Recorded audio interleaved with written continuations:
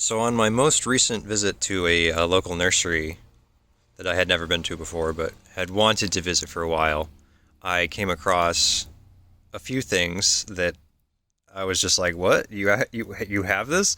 Um, so this is a Greek Columnar Basil, and I learned about this plant some time ago and started looking for it, but could not find it for the life of me. So what's neat about this variety of basil is it grows straight up like a column. It tends to do that instead of growing out like in a bush sort of deal like most basils do. And it has a prolific um, blooming and flowering. So it's a really good source for pollinators.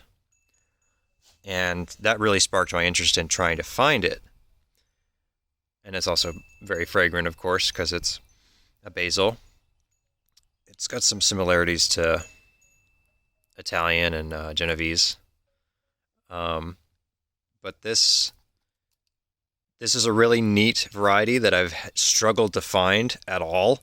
Um, so when I saw it, I couldn't help myself. I had to get it. Um, this one is very healthy. It's got a very thick trunk.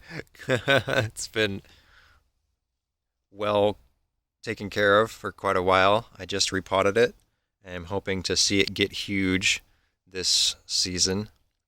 But yeah, if you look up pictures of these, you'll see them like very, very tall, and it's in the name Greek Columnar Basil, and they're a really good addition to your garden for pollinator forage. Let's see what the tag here says.